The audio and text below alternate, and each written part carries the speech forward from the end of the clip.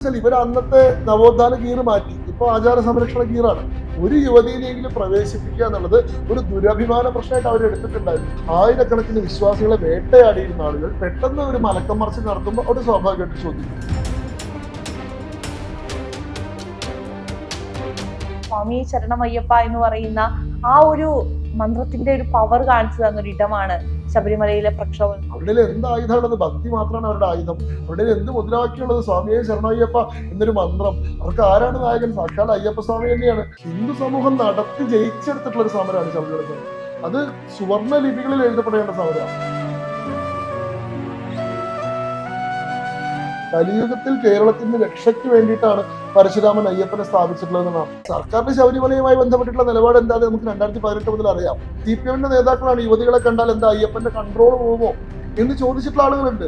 അയ്യപ്പന്റെ നൈഷ്ഠിക ബ്രഹ്മചര്യ സങ്കല്പത്തെ പരിഹസിച്ചുകൊണ്ട് CPM സംസ്ഥാന secretariat അംഗമാണ്. വികസനത്തിന് വേണ്ടിയിട്ടുള്ള ഫണ്ട് സമാഹരണമാണ് ഇവരുടെ ലക്ഷ്യമെങ്കിൽ എന്തിനത് പമ്പയിൽ നടത്തുന്നു ഒരു ചോദ്യമുണ്ട്. കൊല്ലം നടക്കുന്നുണ്ട് ആഗോള അയ്യപ്പ ഭക്ത സംഗമം. അവിടെ ഒരാള് സംഘടിപ്പിച്ചിട്ടല്ല, അയ്യപ്പ സ്വാമി അവിടെ ഇരിക്കുന്നുണ്ടാണ്. ഒരു തരത്തിലുള്ള വിവേചനം ഇല്ലാതെ എല്ലാവരും സ്വയം ഈശ്വരനായി മാറുന്നു. തത്വമസിയുടെ വേദാന്തമാണ് അവിടെ. അയ്യപ്പനായി മാറിയിട്ട് അങ്ങോട്ട് പോകുന്ന സ്ഥലമാണ്.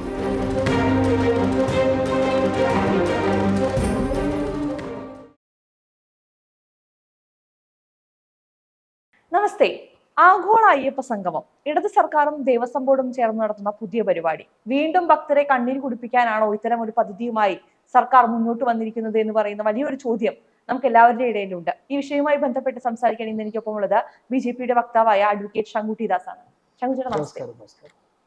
ചേട്ടാ, നമുക്കറിയാം ഇടത് സർക്കാരും ദേവസ്വം ബോർഡും ചേർന്ന് ഭക്തർക്ക് വേണ്ടി അയ്യപ്പനോടുള്ള സ്നേഹം കൊണ്ട് ഒരു ആഗോള അയ്യപ്പ സംഗമം നടത്തുന്നു. എന്തിനാണ് അതിനെ എതിർക്കുന്നത്? സ്വാമി ശരണം. അങ്ങനെയൊക്കെ ആയിരുന്നെങ്കിൽ അതിനെ എതിർക്കേണ്ട ആവശ്യം ഉണ്ടായിരുന്നില്ല. നോക്കൂ, ഇപ്പൊ ജേർണലിസം പഠിക്കുമ്പോൾ നമ്മുടെ അവിടെ പഠിക്കുന്ന ഒരു ആദ്യത്തെ പാഠമുണ്ട്. ഏത് വിഷയവുമായി ബന്ധപ്പെട്ടും അതിനെ ശരിയായി മനസ്സിലാക്കാൻ there are 4 W's and 1 H, അല്ലെങ്കിൽ 5 W'കളും ഒരു H ഉണ്ട്.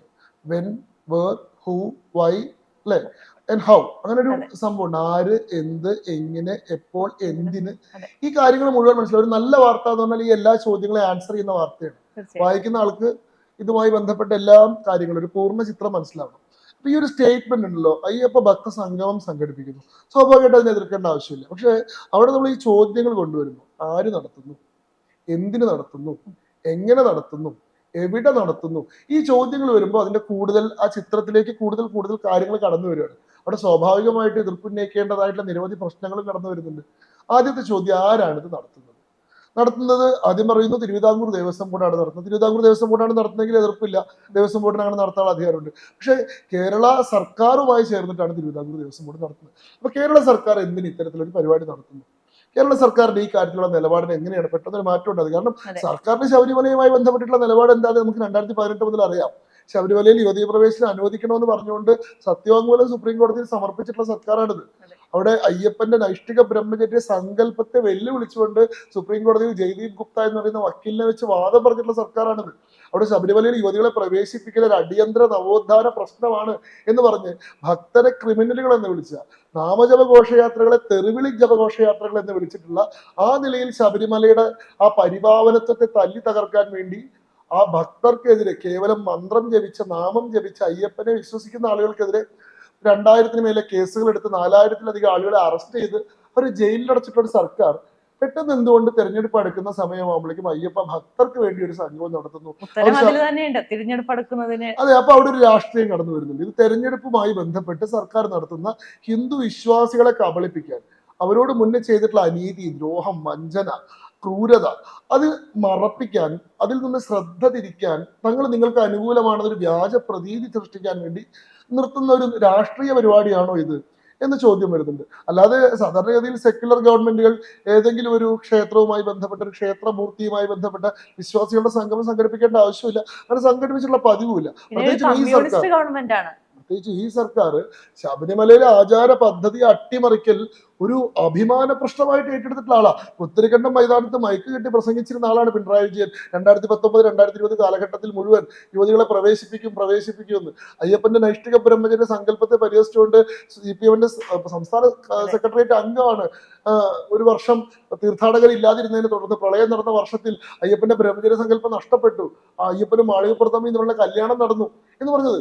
CPM നേതാക്കളാണ് യുവതികളെ കണ്ടാൽ എന്താ അയ്യപ്പന്റെ കൺട്രോൾ പോകുമോ എന്ന് ചോദിച്ചിട്ടുള്ള ആളുകളുണ്ട്. വിശ്വാസികളായിട്ടുള്ള സ്ത്രീകൾ ക്ഷേത്രത്തിലേക്ക് വരുന്നത് പുരുഷന്മാരെ പ്രലോഭിപ്പിക്കാനാണ് എന്ന് പറഞ്ഞിട്ടുള്ള നേതാക്കന്മാർ ഈ പാർട്ടിയിലുണ്ട്.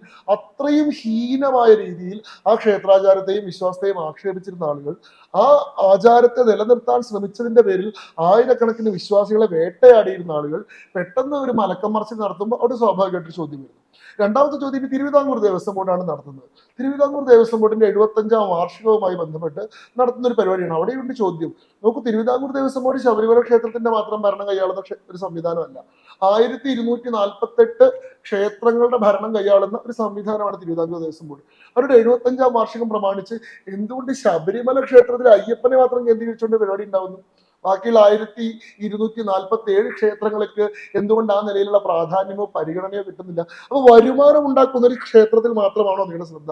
വരുമാനമില്ലാത്ത മറ്റെല്ലാ ക്ഷേത്രങ്ങളെയും പൂർണ്ണമായിട്ട് അവഗണിക്കുന്ന ഒരു നയമാണോ നിങ്ങൾ സ്വീകരിക്കുന്നത്? എന്തുകൊണ്ട് ഈ പരിപാടി ദേവസ്വം ബോർഡിന്റെ വാർഷികവുമായി ബന്ധപ്പെട്ട പരിപാടിയാണെങ്കിൽ അത് എന്തുകൊണ്ട് ദേവസ്വം ആസ്ഥാനത്ത് നടത്തുന്നില്ല? തിരുവനന്തപുരത്തെ നഞ്ചങ്കോട് എന്ന് പറയുന്ന സ്ഥലത്താണ് തിരുവിതാംകൂർ ദേവസ്വം ബോർഡിന്റെ ആസ്ഥാനം. അവിടെ 3000-ഓ 5000-ഓ 50,000-ഓ ആളുകളെ പങ്കെടുപ്പിച്ച് വലിയ പരിപാടി നടത്താനുള്ള എല്ലാ സംവിധാനങ്ങളും സന്നാഹങ്ങളും ഉണ്ട്. ബഹുമാനപ്പെട്ട ഹൈക്കോടതി മുൻപൊരു കേസിലെ വിധി 2022 എന്താണ് ഫ്രജൈൽ ആയിട്ടുള്ള വളരെ എൻവയോൺമെന്റലി ഫ്രജൈൽ ആയിട്ടുള്ള പ്രദേശമാണ് പമ്പ പരിസരം എന്നും അതുകൊണ്ട് അവിടെ പരിസ്ഥിതി ലോല പ്രദേശമായതിനാൽ അവിടെ വെച്ച് ഒരു നിലയിലുള്ള പരിപാടികളും വിശ്വാസപരമല്ലാത്ത പൊതുസമ്മേളനങ്ങൾ ഒന്നും നടത്താൻ പാടില്ല. അവിടെ രാമസേവ എന്ന് പറയുന്ന രാമനവമിയുമായി ബന്ധപ്പെട്ട് അവിടെ രാമലീല എന്ന പേരിൽ ഒരു പരിപാടി നടത്താൻ വേണ്ടി അനുമതി അപേക്ഷിച്ച സമയത്ത് അതിന് അനുമതി നിഷേധിച്ചിട്ടുണ്ട് ഇതേ ദേവസ്വം ബോർഡ്. എന്തുകൊണ്ട് ഇപ്പോ പമ്പയിൽ കൊണ്ടുവന്നിട്ട് ഇങ്ങനെ ഒരു സമ്മേളനം നടത്തുന്നു? ഏറ്റവും പ്രധാനമായ ചോദ്യം ഇത് എങ്ങനെ നടത്തുന്നു, ആർക്ക് വേണ്ടി നടത്തുന്നു? ഇത് വിശ്വാസികൾക്ക് വേണ്ടിയിട്ടാണെന്ന് പറയുന്നു. സാധാരണ വിശ്വാസികൾക്കൊന്നും അതിലേക്ക് ക്ഷണം കിട്ടുന്നില്ല. ഇതിലേക്ക് ക്ഷണം കിട്ടുന്നത് VIP-കളായിട്ടുള്ള ആളുകൾ, വലിയ സമ്പന്നരായിട്ടുള്ള ആളുകൾ, വലിയ വ്യവസായികളായിട്ടുള്ള ആളുകൾ. അതിന് കാരണം പറയുന്നത് ശബരിമല മാസ്റ്റർ പ്ലാൻ നടപ്പാക്കുന്നതിനുള്ള ധനസമാഹരണത്തിന് വേണ്ടി കൂടിയാണ് ഇങ്ങനെ ഒരു പരിപാടി. ശബരിമലയുടെ വികസനത്തെ സംബന്ധിച്ച് ചർച്ച ചെയ്യുന്നതിന് വേണ്ടിയിട്ടുള്ള ഒരു കോൺക്ലേവ് ആണ്. അപ്പൊ അതിലേക്ക് പണം തരാൻ കഴിയുന്ന ആളുകളെയാണ് കൊണ്ടുവരുന്നത്. അപ്പൊ ഇനി അയ്യപ്പ സംഗമം എന്ന് പേരിടരുത്. അതെ, അത് എന്താ ശബരിമല ക്ഷേത്ര വികസന നിക്ഷേപ സമാഹരണ സംഗമം എന്നൊക്കെ പേര് പറഞ്ഞിട്ടുണ്ടെങ്കിൽ കുറെ കൂടി ശരിയായിരുന്നു. പക്ഷേ ഇവിടെ നോക്കി, ഇവിടെ അടിസ്ഥാനപരമായിട്ടുള്ള പ്രശ്നം ഇതിൽ പങ്കെടുക്കുന്ന ആളുകൾക്ക് പ്രിവിലേജ് കാർഡുകൾ സർക്കാർ കൊടുക്കുന്നു. ഡയമണ്ട് കാർഡുകൾ, ഗോൾഡൻ കാർഡുകൾ, പ്ലാറ്റിനം കാർഡുകൾ, 6 കാറ്റഗറിയിലായിട്ട്, അതായത് 3 കോടി രൂപ വരെ നിക്ഷേപിക്കുന്ന ആളുകൾക്ക് ഡയമണ്ട് കാറ്റഗറി കാർഡാണ്. അവർക്ക് ശബരിമല ക്ഷേത്രത്തിൽ പ്രത്യേക പ്രിവിലേജുകൾ ഉണ്ട്. അവർക്ക് വർഷത്തിൽ 5 ദിവസം സൗജന്യ ദർശനമുണ്ട്. അവർക്ക് പമ്പയിൽ കാർ പാർക്കിംഗ് സൗകര്യമുണ്ട്. അവർക്ക് ദേവസ്വത്തിന്റെ ഡയറി, പ്രസാദ കിറ്റ് ഇതെല്ലാം സൗജന്യമായി കൊടുക്കുന്നുണ്ട്. അവർക്ക് തൊഴുന്നതിന്, ദർശനത്തിന് പ്രിഫറൻഷ്യൽ ട്രീറ്റ്മെന്റ് ഉണ്ട്. ഏറ്റവും തിരക്കുള്ള ദിവസങ്ങളിൽ അവർക്ക് പ്രത്യേകം തൊഴാനുള്ള സൗകര്യമുണ്ട്. മണ്ഡല മകരവിളക്ക് സമയങ്ങളിൽ, മാസപൂജാ സമയങ്ങളിൽ, ചിത്തിരാട്ട വിശേഷത്തിന്, ഇങ്ങനെയുള്ള വിശേഷ ദിവസങ്ങളിലെല്ലാം ഇവർക്ക് പണം കൊടുത്തതിന്റെ അധികാരം കൊണ്ട് മറ്റുള്ള ഭക്തരെക്കാൾ സവിശേഷമായിട്ടുള്ള അധികാരങ്ങൾ ഉണ്ട്. അവിടെ നോക്കൂ, എന്തുകൊണ്ടാണ് ശബരിമലയിലെ യുവതീ പ്രവേശനത്തെ അനുകൂലിച്ചുകൊണ്ടുള്ള ആ വിധിക്ക് നടപ്പാക്കാൻ വേണ്ടിയിട്ട് വലിയൊരു ജാഗരണം ഈ സർക്കാരിന്റെ തന്നെ നേതൃത്വത്തിൽ നടന്നത്? അന്ന് അവർ പറഞ്ഞത് തുല്യതയുടെ പ്രശ്നമാണെന്ന്. അവിടെ ഒരു വിവേചനം നിലനിൽക്കുന്നുണ്ട്. വിവേചനം അനുവദിക്കാൻ പാടില്ല. ലിംഗത്തിന്റെ അടിസ്ഥാനത്തിൽ, ആണ് പെണ്ണ് എന്നുള്ള ലിംഗത്തിന്റെ അടിസ്ഥാനത്തിലുള്ള വിവേചനം അവിടെ പാടില്ല. എല്ലാവർക്കും തുല്യത വേണമെന്നാണ് പറയുന്നത്. ആ തുല്യതയുടെ അതേ സങ്കല്പത്തെ സമ്പത്തിന്റെ അടിസ്ഥാനത്തിൽ എങ്ങനെയാണ് അപ്പൊ നിങ്ങൾ അട്ടിമറിക്കുന്നത്? ഇവിടെ പണമുള്ള ആളുകൾക്ക് പ്രത്യേക അവകാശങ്ങളുണ്ട്, പണമില്ലാത്ത ആളുകൾക്ക് കുറഞ്ഞ അവകാശമേ ഉള്ളൂ എന്ന് പറഞ്ഞാൽ സുപ്രീം കോടതി എന്താണോ യുവതീ പ്രവേശനത്തിന് കാരണമാക്കിയിട്ടുള്ള ബേസിക് റാഷണൽ, ആ റാഷണൽ തുല്യതയുടേതാണെങ്കിൽ ആ തുല്യത എന്ന സങ്കല്പത്തെ തന്നെ നിങ്ങൾ അട്ടിമറിക്കുകയാണ്. ശബരിമല പരമ്പരാഗതമായിട്ട് യാതൊരു വിവേചനവും ഇല്ലാത്ത സ്ഥലം. ജാതിയുടെയോ മതത്തിന്റെയോ വർണ്ണത്തിന്റെയോ വർഗത്തിന്റെയോ അടിസ്ഥാനത്തിൽ ഒരു തരത്തിലുള്ള വിവേചനം ഇല്ലാതെ എല്ലാവരും സ്വയം ഈശ്വരനായി മാറുന്ന തത്വമസിയുടെ വേദാന്തമാണ് അവിടെ. അയ്യപ്പനായി മാറിയിട്ട് അങ്ങോട്ട് പോകുന്ന സ്ഥലം. ബാക്കിയുള്ള ക്ഷേത്രങ്ങളിൽ ശബരിമലയുടെ ഒരു പ്രത്യേകത എന്ന് പറഞ്ഞാൽ നമ്മൾ ഗുരുവായൂർ അമ്പലത്തിൽ പോകുന്ന സ്വയം ഗുരുവായൂരപ്പനായിട്ടല്ല, നമ്മൾ ഭക്തരായിട്ടാണ് പോകുന്നത്. നമ്മൾ ചോറ്റാനിക്കര ക്ഷേത്രത്തിൽ പോകുന്നത് ചോറ്റാനിക്കര ഭഗവതിയായിട്ടല്ല. പക്ഷെ ശബരിമല ക്ഷേത്രത്തിൽ പോകുന്ന ഓരോ മനുഷ്യരും അയ്യപ്പനായി മാറുകയാണ്. ഒരു പരിണാമമുണ്ട്. അവർക്കിടയിൽ പിന്നെ വിവേചനങ്ങളില്ല. അവർക്കിടയിൽ മേലെ താഴെ, ഉയർന്നത് താഴ്ന്നത്, പണ്ഡിതൻ പാമരൻ, സമ്പന്നൻ ദരിദ്രൻ തുടങ്ങിയിട്ടുള്ള വേർതിരിവുകളൊന്നുമില്ല. ഈ അടിസ്ഥാനപരമായിട്ടുള്ള തുല്യതയുടെ സങ്കല്പത്തെ അട്ടിമറിക്കുകയാണ് സർക്കാർ ഇങ്ങനെ ഒരു പരിപാടിയിലൂടെ. കാശുകാർക്ക് പ്രത്യേക അവകാശങ്ങൾ ശബരിമലയിൽ, കാശില്ലാത്തവർക്ക് കുറഞ്ഞ അവകാശങ്ങൾ. എന്നിട്ട് ഈ 2 ദിവസങ്ങളിൽ നിങ്ങൾ നോക്കൂ, നിങ്ങൾ ആലപ്പുഴ, പത്തനംതിട്ട, കോട്ടയം ജില്ലകളിൽ മുഴുവൻ 5 സ്റ്റാർ ഹോട്ടലുകളും ഈ പരിപാടിയുമായി ബന്ധപ്പെട്ട് സർക്കാർ ബുക്ക് ചെയ്തിരിക്കുകയാണ്. എല്ലാ തരത്തിലുള്ള സൗകര്യങ്ങളോട് കൂടിയിട്ടുള്ള ആഡംബര താമസ സൗകര്യങ്ങൾ ഇവർക്ക് വേണ്ടി ഒരുക്കിയിട്ടാണ്. എന്നിട്ട് ഈ ദിവസങ്ങളിൽ സ്പോട്ട് ബുക്കിംഗ് ക്യാൻസൽ ചെയ്തിരിക്കുകയാണ്. സാധാരണ ഭക്തരായിട്ടുള്ള ആളുകൾക്ക് അന്ന് സ്പോട്ട് ബുക്കിങ്ങിലൂടെ ശബരിമലയിൽ ചെല്ലാനോ ദർശനം നടത്താനോ ഉള്ള സൗകര്യം ഇല്ല. അന്ന് ഈ പ്രത്യേക കാശ് കൊണ്ടുവരുന്ന ചില ആളുകൾക്ക് വേണ്ടിയിട്ട് ശബരിമലയെ 2 ദിവസം ബ്ലോക്ക് ചെയ്ത് വെച്ചിരിക്കുകയാണ്.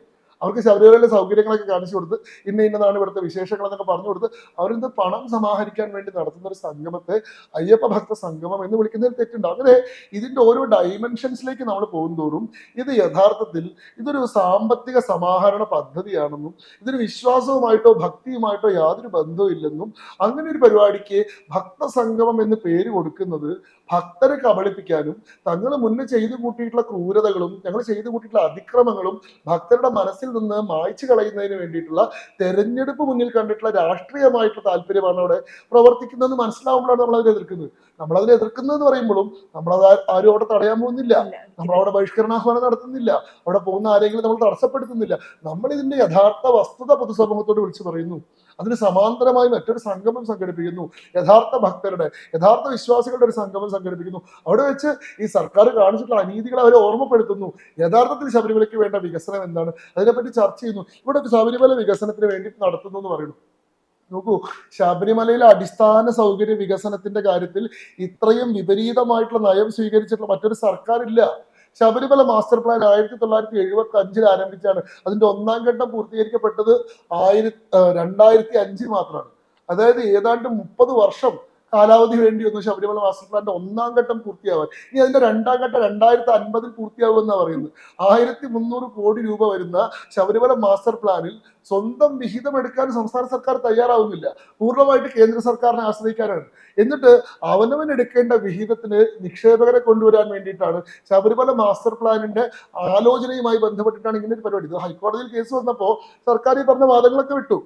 അതിനു മുമ്പ് ചാനൽ ചർച്ചയിലൊക്കെ പറഞ്ഞിരുന്ന് വിശ്വാസികൾക്ക് വേണ്ടി നടത്തുന്ന പരിപാടിയാണ്, ശബരിമലയുടെ പ്രസിദ്ധി ലോകം മുഴുവൻ വ്യാപിപ്പിക്കാൻ വേണ്ടിയിട്ടാണ്, കേരളത്തിന്റെ ഒരു സ്പിരിച്വൽ ഡെസ്റ്റിനേഷനായിട്ട് ശബരിമലയെ പ്രൊജക്ട് ചെയ്യാൻ ഇവര് സംഗമം നടത്തിയിട്ടുണ്ട്. ശബരിമലയുടെ പ്രസിദ്ധി ലോകം അറിയാൻ കൊല്ലം നടക്കുന്നുണ്ട് ആഗോള അയ്യപ്പ ഭക്ത സംഗമം. അവിടെ ഒരാൾ സംഘടിപ്പിച്ചിട്ടല്ല, അയ്യപ്പസ്വാമി അവിടെ ഇരിക്കുന്നുണ്ടാ. ലോകത്തിന്റെ എല്ലാ കോണിൽ നിന്നും ആൾക്കാർ സ്വമേധയാ കയ്യിൽ നിന്ന് കാശ് മുടക്കിയിട്ട് അവിടെ വന്ന് തൊഴുന്നുണ്ട്. ഓരോ ദിവസവും ലക്ഷക്കണക്കിന് ആളുകൾ വരുന്നുണ്ട്. ഒരൊറ്റ തീർത്ഥാടന കാലത്ത് ഒരൊറ്റ ക്ഷേത്രത്തിൽ ഏറ്റവും കൂടുതൽ ആളുകൾ വരുന്നതിന്റെ ഗിന്നസ് വേൾഡ് റെക്കോർഡുള്ള ക്ഷേത്രമാണ് ശബരിമല ക്ഷേത്രം. അവിടെ എല്ലാ കൊല്ലവും ഉണ്ട് സംഗമം. ആ സംഗമത്തെ തകർക്കാൻ ശ്രമിച്ച ആളുകളാണിവർ. ശബരിമല ക്ഷേത്രത്തിൽ ആരും കടക്കാതാക്കാൻ ശ്രമിച്ചിരുന്ന ആളുകളാണിവർ. അവിടുത്തെ ആചാരപരമായിട്ടുള്ള ആ ക്ഷേത്രത്തിന്റെ മൗലികമായിട്ടുള്ള പ്രാധാന്യത്തെ തന്നെ തച്ച് തകർക്കാൻ വേണ്ടി ശ്രമിച്ചിട്ടുള്ള ആളുകളാണ്. ആ മൂർത്തിയെ തന്നെ പരിഹസിക്കാനും മൂർത്തിയെ തന്നെ അതിന്റെ ചൈതന്യ ലോപം വരുത്താനും ശ്രമിച്ചിട്ടുള്ള ആളുകളാണ്. ആ ആളുകൾ പറയാണ്, നമുക്ക് ശബരി റെയിൽപാത 1970-കളിൽ നിർദ്ദേശിക്കപ്പെട്ടിട്ടുള്ള പദ്ധതിയാണ്. അന്ന് 350 കോടി രൂപ ആകെ മൂല്യം പറഞ്ഞിരുന്ന പദ്ധതിക്ക് ഇന്നത്തെ കാൽക്കുലേഷൻ പ്രകാരം ഏതാണ്ട് 3500 കോടി രൂപയുടെ മുകളിലേക്ക് വരും. ഇതിന്റെ 50:50 റേഷ്യോയില് സംസ്ഥാനം പകുതി കേന്ദ്രം പകുതിയും എടുക്കേണ്ട ഈ പദ്ധതി സംസ്ഥാനം അതിന്റെ വിഹിതം എടുക്കില്ല എന്ന് പറഞ്ഞതുകൊണ്ട് റെയിൽവേ മന്ത്രാലയം ഫ്രീസ് ചെയ്ത് വെച്ചിരിക്കുകയാണ്. കേന്ദ്രം ആവർത്തിച്ച് ആവശ്യപ്പെട്ടിട്ടും റിസർവ് ബാങ്കിനെ കൂടി കക്ഷിയാക്കിക്കൊണ്ട്, റിസർവ് ബാങ്കിനെ ഗ്യാരണ്ടർ ആക്കിക്കൊണ്ട് ട്രൈപാട്രിയേറ്റ് അഗ്രിമെന്റ് ഉണ്ടാക്കാൻ ഇവർ തയ്യാറായിട്ടില്ല. പോട്ടെ, പ്രസാദ് സ്കീം വഴി ശബരിമല ക്ഷേത്രത്തിന് വേണ്ടിയിട്ട് കേന്ദ്ര സർക്കാർ കൊടുത്ത 45 കോടി രൂപ അൺയൂട്ടിലൈസ്ഡ് ആയിട്ട് മടക്കി കൊടുത്ത ആൾക്കാരെ വരും. അവിടെ ആ പദ്ധതി വിനിയോഗിക്കാതെ, അവിടെ വേണ്ട അടിസ്ഥാന സൗകര്യ വികസനത്തിനോ അല്ലെങ്കിൽ മറ്റു കാര്യങ്ങൾക്കോ അത് ഉപയോഗിക്കാതെ, ഒരു കൃത്യമായിട്ടുള്ള പ്ലാനോ പ്രോജക്റ്റോ സമർപ്പിക്കാതെ വന്ന 45 കോടി രൂപ ഉപയോഗമില്ലാണ്ട് തിരിച്ച് അയച്ചിട്ടുള്ള ആളുകളാണ്. ഭസ്മക്കുളം നവീകരണ പദ്ധതി കേന്ദ്ര സർക്കാരിന്റെ പദ്ധതിയായിരുന്നു. സംസ്ഥാനത്തിന്റെ നിസ്സഹകരണം കൊണ്ടാണ് ആ പരിപാടി നടപ്പാവാതെ പോയത്. അങ്ങനെ ശബരിമലയിലുള്ള സൗകര്യം കൂടി തകർത്തിട്ടുള്ള ആൾക്കാരെ അവര്. അവിടെ ഭക്തർക്ക് ഒരു വിരി വെക്കാനോ ശുചിമുറിയിൽ പോകാനോ ഉള്ള സൗകര്യമില്ല. വണ്ടിയിൽ വരുന്ന ആളുകൾക്ക് പാർക്കിങ്ങിനുള്ള സൗകര്യമില്ല. നിലയ്ക്കൽ വണ്ടി നിർത്തിയിട്ട് അവിടെ നിന്ന് KSRTC ബസ്സിൽ ഇരട്ടി കൂലി കൊടുത്തിട്ടുണ്ട്. സാധാരണ KSRTC മേടിക്കുന്ന റേറ്റിന്റെ ഡബിൾ ആയിട്ടുള്ള ചാർജാണ് ഈ ശബരിമല തീർത്ഥാടന കാലത്ത്. KSRTC കേരളത്തിൽ ലാഭത്തിലാവുന്ന ഒരേ ഒരു കാലഘട്ടം എന്ന് പറയുന്നത് ശബരിമല തീർത്ഥാടന കാലഘട്ടം. കാരണം കട്ടപ്പുറത്തുള്ള സകല ബസ്സുകൾ, ഓടാത്ത ഉന്തിത്തള്ളി ഓടിക്കേണ്ട പഴഞ്ചൻ ബസ്സുകൾ വരെ പെയിന്റ് അടിച്ചുകൊണ്ട് അവിടെ നിലയ്ക്കൽ കൊണ്ടിടുകയാണ്. കാരണം അത്രയേറെ തീർത്ഥാടകരുണ്ട്. ഇവർക്ക് സ്വന്തം വാഹനത്തിൽ പോകാൻ പറ്റില്ല. എല്ലാവരും KSRTC തന്നെ ആശ്രയിക്കണം. ഇരട്ടി കൂലി മേടിച്ചിട്ട് ഈ 17 കിലോമീറ്റർ ദൂരം പോകാൻ 50 രൂപ എന്ന് കണക്കിൽ പൈസ മേടിച്ചിട്ടാണ് ഈ ഒരു വണ്ടി പക്ഷെ ഓടിക്കുന്നത്. ഇതേ വണ്ടി ഇടാത്ത പമ്പയിലേക്ക് ഇപ്പൊ ഈ നിക്ഷേപിക്കാൻ പോകുന്ന ഈ പ്ലാറ്റിനം ഗോൾഡ് അവർക്ക് എല്ലാവരും വണ്ടി, കാറ്റഗറി അവർക്ക് വണ്ടി വേണമെങ്കിൽ കൊണ്ടുപോകാൻ എല്ലാ സൗകര്യവും ഉണ്ട്. അപ്പൊ അതാണ് ഇതിലൊരു കൃത്യമായിട്ടൊരു വിവേചനമുണ്ട്. പോട്ടെ, ശബരിമലയിൽ അവിടെ അന്നദാനം എത്രയോ വർഷങ്ങളായിട്ട് സൗജന്യമായിട്ട് അയ്യപ്പ സേവാ സമാജം പോലെ, അയ്യപ്പ സേവാ സംഘം പോലെയുള്ള സംഘടനകൾ നടത്തിയിരുന്നു. ഈ പിണറായി വിജയൻ ഗവൺമെന്റിന്റെ കാലത്താണ് ഈ അന്നദാനം വേണ്ടെന്ന് വെപ്പിച്ചത്. അവിടുത്തെ പോലീസിൽ ഇടപെട്ട് അവിടെ ക്രമസമാധാന പ്രശ്നമാണ്, തിരക്ക് നിയന്ത്രിക്കാൻ കഴിയാതെ വരുന്നു എന്നൊക്കെ പറഞ്ഞിട്ട് അന്നദാനം നിർത്തലാക്കിച്ചു. എന്തിനാണെന്നറിയോ? കാരണം ഇവർ ഈ ടെൻഡർ കൊടുത്തിട്ട് ഹോട്ടലുകാരെ കൊണ്ട് അവിടെ ഹോട്ടൽ തുടങ്ങിക്കുന്നുണ്ടല്ലോ. ഈ ഹോട്ടലുകാരുടെ പരാതിയാണ് ഇവിടെ അന്നദാനം നടക്കുന്നതുകൊണ്ട് ആരും ഹോട്ടലിൽ വന്ന് ഭക്ഷണം കഴിക്കുന്നില്ല, അതുകൊണ്ട് ടെൻഡർ എടുക്കാൻ ആളില്ല. അതുകൊണ്ട് ഇത് വിറ്റ് കാശാക്കാൻ വേണ്ടിയിട്ട് സൗജന്യമായിട്ട് കിട്ടിയിരുന്ന കഞ്ഞി വേണ്ടെന്ന് വെപ്പിച്ച ആൾക്കാരാ, വിരി വെക്കാനുള്ള സൗകര്യം കൊടുക്കാത്ത ആൾക്കാരാ. ഈ ആൾക്കാരാണ് പറയുന്നത് ശബരിമലയുടെ 50 കൊല്ലം കഴിഞ്ഞിട്ടുള്ള വികസനത്തിന് വേണ്ടിയിട്ട് ഞങ്ങൾ ഇപ്പൊ ഇരുന്ന് ചർച്ച ചെയ്യാൻ പോവാന്നുള്ളത്. പോട്ടെ, കട്ടുമുടിച്ചത് തിരിച്ചു വെക്കാൻ പറ്റും, വികസിപ്പിക്കൊന്നും വേണ്ട. എടുത്തുകൊണ്ട് പോയത് തിരിച്ചുകൊണ്ട് വയ്ക്കാൻ പറ്റുന്നോ? കഴിഞ്ഞ ദിവസം ബഹുമാനപ്പെട്ട ഹൈക്കോടതിയിൽ വന്ന കേസ് നിങ്ങൾ കണ്ടിട്ടുണ്ടാവും. ശബരിമല ക്ഷേത്രത്തിലെ ശ്രീകോവിലിന്റെ പുറത്ത് നിൽക്കുന്ന ദ്വാരപാലക പ്രതിമകളെ പൊതിഞ്ഞിരുന്ന 42 കിലോ സ്വർണം എന്താണ് ചെന്നൈയിലേക്ക് അറ്റകുറ്റപ്പണിക്കാന്ന് കൊണ്ട് കൊണ്ടുപോയിട്ട് തിരിച്ചു വന്നപ്പോൾ 38 കിലോ ഉള്ളൂ. 4 കിലോ എവിടെ പോയി എന്നറിയില്ല. ഈ കട്ടുപിടിച്ചിട്ടുള്ള പൈസ തിരിച്ചു വെച്ചാൽ തന്നെ ശബരിമല ക്ഷേത്രത്തിന്റെ വികസനത്തിന് വേറെ ഒന്നും വേണ്ടി വരില്ല. അപ്പൊ ഇത് ചെയ്യുന്ന ആളുകൾ ഇവരുടെ യഥാർത്ഥ താല്പര്യം എന്താണെന്ന് പൊതുസമൂഹത്തോട് തുറന്നു പറയേണ്ട ബാധ്യത നമുക്കുണ്ട്. അതിനോടൊപ്പം തന്നെ എന്താണ് ശബരിമലയ്ക്ക് വേണ്ട യഥാർത്ഥ വികസനം, അവിടുത്തെ പരിസ്ഥിതിക്ക് അനുസൃതമായി. ശബരിമല ക്ഷേത്രം ഒരു കാനന ക്ഷേത്രമാണ്. ഒരു കോൺക്രീറ്റ് കെട്ടിടം പോലെ വികസിപ്പിക്കാൻ പറ്റില്ല. മറ്റ് പല സ്ഥലങ്ങളിലുള്ളത് പോലെയുള്ള ഒരു വികസന പ്രവർത്തനം അവിടെ സാധിക്കില്ല. അവിടുത്തെ പരിസ്ഥിതിയുടെ സ്വഭാവം പരിഗണിച്ചുകൊണ്ട്, ആ കാടിന്റെ പ്രത്യേകത പരിഗണിച്ചുകൊണ്ട്, അവിടുത്തെ മൂർത്തിയുടെ സങ്കല്പങ്ങൾ പരിഗണിച്ചുകൊണ്ട് വളരെ പരിമിതമായിട്ടുള്ള സൗകര്യങ്ങളെ അവിടെ കൊണ്ടുവരാൻ പറ്റുള്ളൂ. അതെങ്ങനെ ചെയ്യാം എന്ന് ആലോചിക്കാനും കൂടിയിട്ടാണ് സമാന്തരമായിട്ടൊരു സംഗമം കൂടി നടത്താൻ തീരുമാനിച്ചിട്ടുള്ളത്. അതല്ലാതെ ഈ സംഗമത്തിന് പോകുന്നവരെ തടയുന്ന ഏർപ്പാടോ അല്ലെങ്കിൽ അതിനെ എതിർക്കുന്ന ഏർപ്പാടോ അല്ല, പക്ഷെ അതിനെ തുറന്നു കാണിക്കുക എന്നുള്ളത് ഒരു പദ്ധതിയായിട്ട് എടുത്തിട്ടുണ്ട്. തീർച്ചയായിട്ടും ഇപ്പൊ നമ്മള് ചേട്ടൻ നേരത്തെ പറഞ്ഞതുപോലെ വികസനത്തിന് വേണ്ടിയിട്ടുള്ള ഫണ്ട് സമാഹരണമാണ് ഇവരുടെ ലക്ഷ്യമെങ്കിൽ എന്തിനത് പമ്പയിൽ നടത്തുന്നു എന്നുള്ളൊരു ചോദ്യമുണ്ട്. ഇപ്പൊ പമ്പയെ സംബന്ധിച്ചിടത്തോളം നമുക്കറിയാം, പുണ്യനദിയാണ്, അല്ലെങ്കിൽ പുണ്യമായ അല്ലെങ്കിൽ പൊങ്കാവനത്തിന്റെ ഭാഗമാണ് പമ്പ എന്ന് പറയുന്നത്. അങ്ങനെ ഒരു ഇടം ഇപ്പൊ ആ 5W1 വേറെന്നുള്ള ചോദ്യം അത് വളരെ പ്രസക്തമാണ്. കാരണം ആളുകളിലേക്ക് പമ്പ എന്ന് പറയുമ്പോൾ തന്നെ ഒരു ദൈവികമായ ഒരു ചിന്ത കടന്നു വരുന്നുണ്ട്. ആ ഒരു ചിന്തയെ കൊണ്ടുവരാൻ വേണ്ടിയിട്ട് പക്ഷെ ഈ പമ്പയിലേക്ക് എത്തുന്നവർ ആരൊക്കെയാണ് എന്നുള്ള ഒരു ചോദ്യം കൂടി. അല്ല, അതെന്താന്ന് വെച്ചാല് ഇവരൊരു ഒരു ഒരു ഡെസ്റ്റിനേഷൻ ഓഫറാണ് കൊടുക്കുന്നത്. ഒരു ഡെസ്റ്റിനേഷൻ പിൽഗ്രിമേജിന്റെ ഒരു പദ്ധതിയാണ് ഇവർ ഉണ്ടാക്കുന്നത്. അപ്പോൾ വലിയ വ്യവസായികളായിട്ടുള്ള സമ്പന്നരായിട്ടുള്ള ആളുകളെ ഒരു ശബരിമല ക്ഷേത്രം കാണും, അവിടെ എല്ലാ സൗകര്യങ്ങളും ഞങ്ങൾ നിങ്ങൾക്ക് ഒരുക്കി തരാം, അവിടെ ഒരു ദിവസത്തെ ഒരു കോൺക്ലേവിൽ പങ്കെടുക്കാം, നിങ്ങൾക്ക് 5 സ്റ്റാർ ഹോട്ടലിൽ റൂം ബുക്ക് ചെയ്ത് തരും, നിങ്ങൾ അവിടെ നിന്ന് പമ്പ വരെ കൊണ്ടുപോകാൻ സർക്കാരിന്റെ വാഹനം ഉണ്ടാവും, അവിടെ കുറച്ച് നേരം ചർച്ചയുടെ കുറച്ച് ബഹളങ്ങളൊക്കെ ഉണ്ടാവും, ഭക്ഷണം കഴിക്കാം, മന്ത്രിമാരുമായിട്ട് ഉന്നത നേതാക്കന്മാരുമായിട്ട് ഇടപെടാം. അങ്ങനെ ഈ പറഞ്ഞ ലോക കേരള സഭ പോലത്തെ ഒരു ബദൽ സംവിധാനമാണിത്.